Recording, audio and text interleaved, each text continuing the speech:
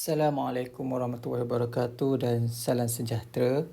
Jadi dalam video kali ini cikgu akan menerangkan dan membincangkan soalan di dalam program Checkpoint Sains dan Matematik Sekolah Menengah Matematik Tingkatan 1.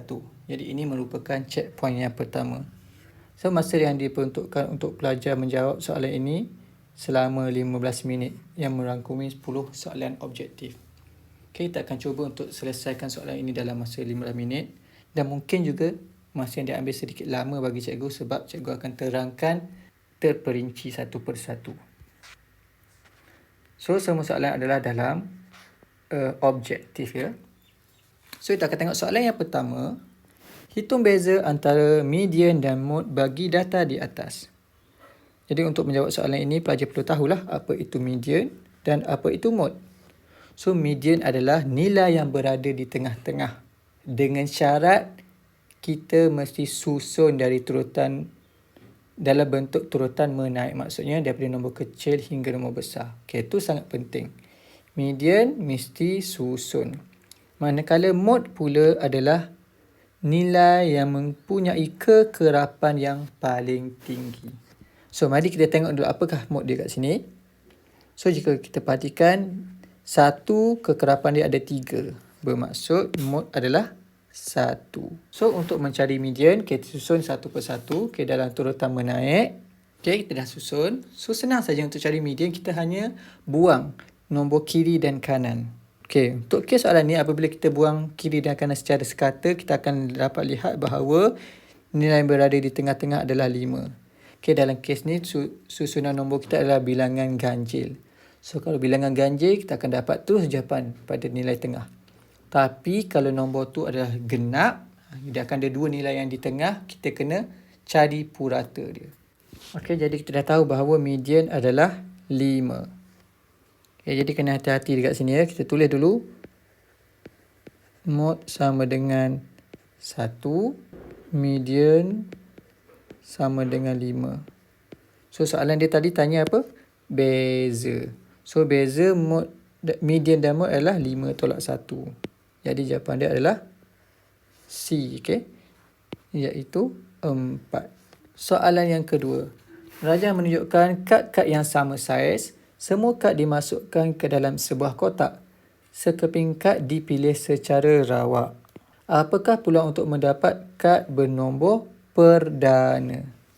So, untuk soalan yang melibatkan kebarangkalian, okay, kita tahu dulu bahawa jumlah keseluruhan. So, ataupun jumlah ruang sampel kat sini adalah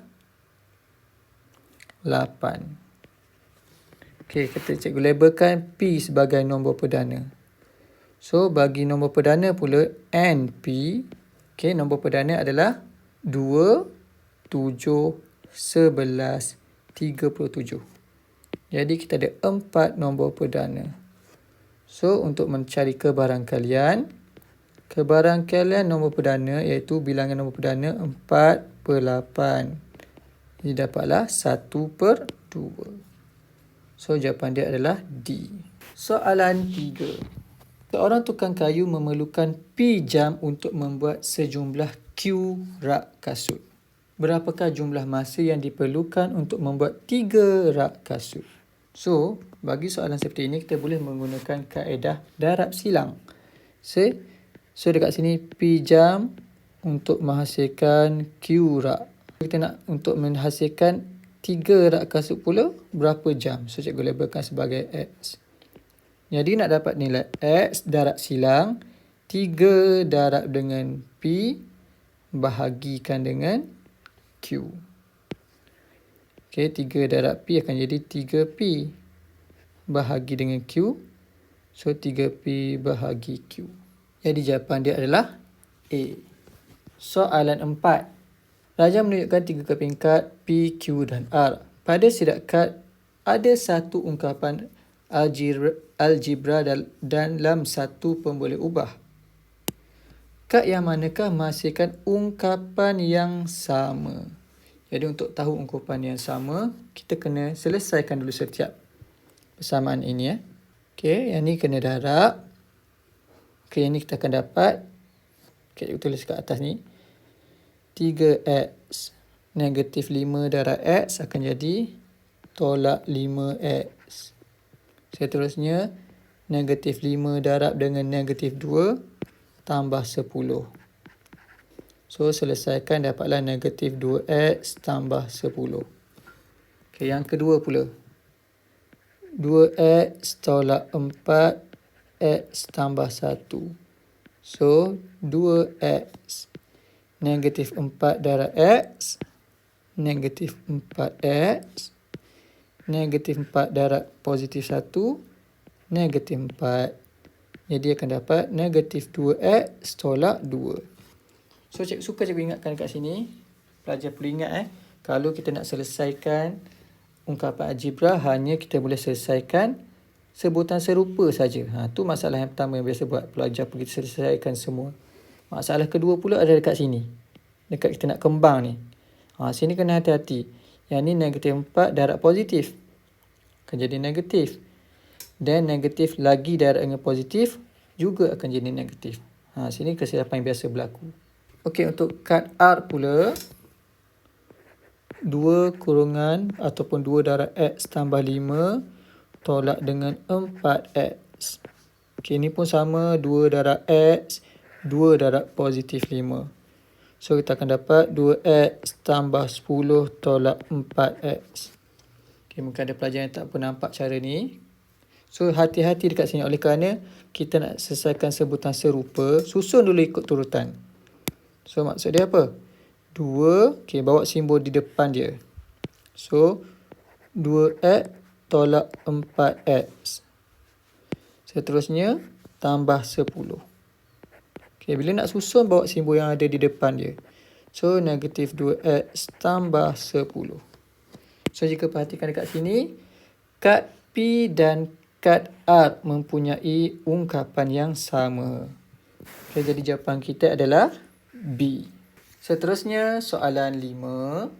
Dalam sebuah sisi 4, setiap daripada dua sudut mempunyai ukuran 115 darjah. Maksudnya, daripada sebuah sisi segi 4 tu, dua sudut dah nilai dia 115. Jika ukuran sudut ketiga ialah 70, berapakah ukuran sudut yang satu lagi? So, kita kena tahu bila ada 4 sisi, sudut pun ada 4 sudut. Jadi, berapakah jumlah bagi segi 4 sisi? Yang ni pelajar kena ingat lah. Bila ada segi 4 sisi, kita dah tahu dah. Jumlah sudut pendalaman dia adalah 360 darjah. Sekarang kita dah ada 3 sisi, 3 sudut. Sudut yang pertama 115 darjah. Yang kedua pun 115. Yang ketiga 70. Yang terakhir tak tahu, so kita labelkan sebagai X. Jadi cara dia adalah X tambah 115 tambah 115 tambah 70 sama dengan 360. Okey, mungkin pelajar ada yang dah mahir, dia terus buat 360 tolak 115 tolak 115 tolak 70 pun boleh. Okey, kita selesaikan dekat sini. So, 300. X tambah 300 darjah sama dengan 360. Okey, cikgu buat satu persatu. 360 darjah tolak 300. Okey, dapatlah jawapan dia 60. Okey, pelajar mahir dah boleh skip langkah-langkah mana-mana. Cikgu ni terangkan satu persatu. Mungkin ada pelajar yang kurang mahir. Okey, seterusnya soalan yang ke-6. Okey, dalam rajah, berapa lagikah segi 4 sama yang kecil perlu dilorekkan untuk mendapatkan 4/5 daripada segi 4? Okey, mudah aja. Sekarang ni tengok sini kita ada 10 segi 4 sama. Jadi nak tahu berapa yang kena lorek? 4/5 darab 10. Okey, kena dapat 8. So, dah lorek 3. Maka kena lorek lagi 5. A. Okey, jawapan dia adalah A. Okey, seterusnya soalan yang ke-7. Kalau membayar XZ untuk 3 karton jus, berapakah harga bagi 5 karton jus? Okey, ini sama macam tadi. Kita buat dalam kaedah darat silang. So, add Z untuk 3 karton. Berapakah harga bagi 5 karton? Okay, kita nak harga bagi 5 karton. Saya labelkan sebagai H lah kat sini. So, nak dapat 5 karton, 5 darab X bahagikan dengan 3. Okay, boleh juga kita buat macam ni, darat silang dia. H darab 3, 3H. 5 darab X, 5X. So, nak dapat H tadi, H mewakili harga ni. Kita labelkan H sebagai harga. Jadi, 5X bahagikan dengan 3. Jadi, jawapan dia adalah C. 5X per 3. Okey, soalan seterusnya, soalan 8. Okey, soalan ni menarik sebenarnya. Okey, jika X tambah 3Y sama dengan 11 dan 2X tambah 3Y sama dengan 13, maka nilai Y. Okey, untuk menyelesaikan soalan ini, cikgu akan menggunakan 2 kaedah. Okey, cikgu akan tunjuk 2. Yang pertama, kaedah penghapusan. So, kalau kita nak guna kaedah elimination ataupun penghapusan, kita perhatikan pertama sekali ada perkali yang sama, koefisien yang sama kat sini, 3Y, 3Y. So, boleh kita guna kaedah penghapusan. So, cikgu akan tulis ikut susunan. Okay, cikgu letak atas 2X dulu lah. 2X tambah 3Y sama dengan 13. X tambah 3Y sama dengan 11. Okey, macam mana kita nak hapuskan dia? Okey, untuk pelajar cikgu, biasa cikgu akan gunakan kaedah 3S. Apa itu 3S? Same, sign, subtract. Simbol sama, kita tolak.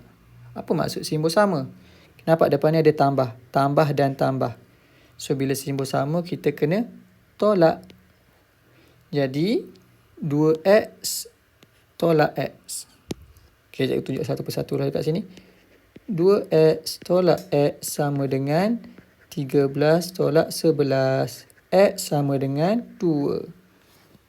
Okey, so X sama dengan 2. So, hati-hati dekat sini. Kita bukan nak nilai X. Kita nak nilai Y. So, nak dapat nilai Y, guna pula kaedah kita gantikan. So, cikgu nak gantikan dalam persamaan ini. X tambah 3Y sama dengan 11. 3Y sama dengan 11 tolak X. Okey, X ni pindah ke kanan. Jadi, X dah tahu 2. Jadi, 3Y sama dengan 11 tolak 2. 3Y sama dengan 9. Maka Y adalah 9 bahagi 3. Maka dapatlah 3. Okey, Y sama dengan 3. Jadi, jawapan dia adalah A. Okey, ingat tadi cikgu nak tunjukkan 2 kaedah. Sekarang ni kita guna kaedah yang kedua, iaitu kaedah penggantian, substitution. Okey, untuk guna kaedah penggantian, okey, pelajar boleh rujuk pada video-video cikgu dah. Pertama sekali kita kena jadikan dulu satu subjek. Macam mana nak pilih subjek? Sebaik-baiknya kita cari yang perkalinya adalah 1. So, dalam kes ni, X perkali dia 1. Jadi, kita jadikan X sebagai subjek. Dengan kata lain pun dalam soalan ni, bila kita nak Y, kita buatkan X sebagai subjek. So, cikgu akan gunakan persamaan itu. X tambah 3Y sama dengan 11. X sama dengan 11. Okey, positif 3Y pindah ke kanan. So, tolak. So, kita dapat persamaan. So, persamaan ini kita masukkan ke dalam persamaan yang satu lagi, iaitu 2X tambah 3Y sama dengan 13. Jadi, sekarang kita gantikan X ini. So, apa kita akan dapat? 2, 11 tolak 3Y tambah 3Y sama dengan 13. So, kembangkan saja. 2 darab 11, 22. 2 darab negatif 3, negatif 6. 22 tolak 6Y tambah 3Y sama dengan 13. Okey, selesaikan sebutan serupa. Negatif 6 tambah 3Y. Jadi, negatif 3Y. 22 pindah ke kiri, ke kanan. 13 tolak 22 dapatlah negatif 9. So, nak dapat Y bahagi negatif 3. Maka Y sama dengan 9 bahagi 3, 3. Okey, negatif-negatif buang saja. So, Y adalah 3. Okey, itu dua kaedah kita boleh gunakan untuk selesaikan soalan ni. Soalan 9. N ialah suatu nombor. Apabila didarabkan dengan 7 dan kemudiannya ditambah dan 6 kemudiannya ditambah, hasilnya ialah 41. Antara persamaan mereka yang manakah mewakili hubungan di atas?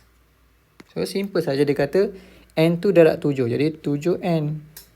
Seterusnya tambah 6. Hasil dia so sama dengan 41. Okay, kita cari jawapan dia. Okay, yang dapatlah jawapan dia adalah D. Okay, yang terakhir. K tambah K tambah K tambah K tambah K. So, K semua ni adalah nilai dia sama dengan 5K. Jangan keliru pula. Kalau K darab K darab K darab K darab K, yang ni barulah K kuasa 5. Okay, saya kena faham soalan ni. Okay, jadi kita selesai dah 10 soalan bagi checkpoint 1 matematik tingkatan 3. Saya juga harap semua pelajar dapat faham. Semoga kita akan berjumpa lagi pada checkpoint yang kedua dan seterusnya. Okay, sekian saja. Assalamualaikum warahmatullahi wabarakatuh dan kita berjumpa lagi.